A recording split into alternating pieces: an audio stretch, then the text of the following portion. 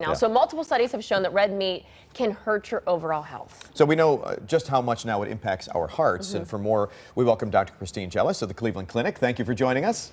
Thanks for having me. Good to have you. So this is the result of a study that was out there, and it talked specifically about red meat, so talking beef, pork.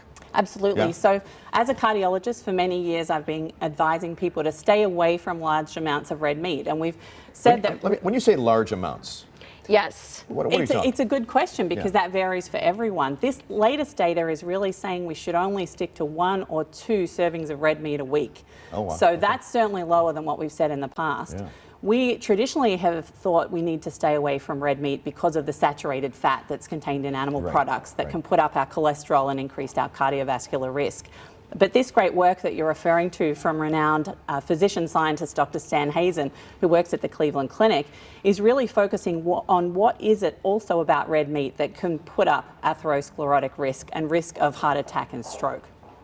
Chemicals involved, right, can be part of this. Absolutely. So who knew that we have what's called a gut microbiome? So that is a whole lot of bacteria in our body that's doing good work for digestion. And it's the carnitine in red meat that when that's digested, it releases this byproduct called TMAO. And it's the TMAO that increases the cardiovascular risk. And that puts people at higher risk for things like heart attack and stroke over years to come. So if we can scale back on the amount of red meat that we advise people to eat and replace it with ideally fish, poultry is not so bad as red meat, but everything in moderation. And then other things, fresh fruit, vegetables, legumes, nuts, grains, all those things that we see in a Mediterranean style diet, which we really want to emphasize to people is the way to go.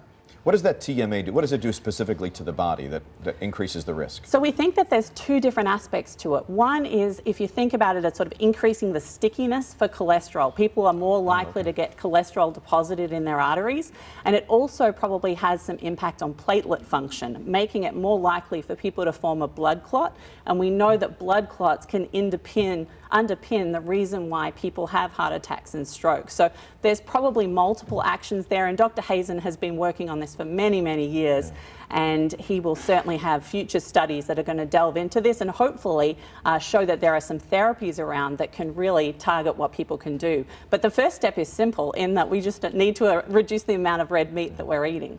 So, and this is true for everyone then. Now, what if someone is genetically predisposed to heart disease? My family, it runs on my dad's side of the family. So should I not, I mean, we say 1 to 2 servings for most, should I not people like me not be eating any?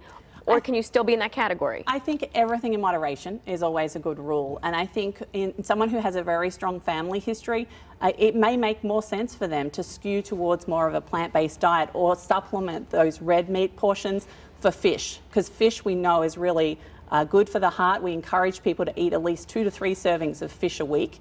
And that may be a way that you can optimize your risk. Of course, we always encourage folks to lose weight, to exercise, not to smoke, all those things that we've been talking about to optimize blood pressure and obviously reduce the risk of diabetes, because all those things in combination, as well as how much red meat is eaten, can influence our cardiovascular risk. Wow.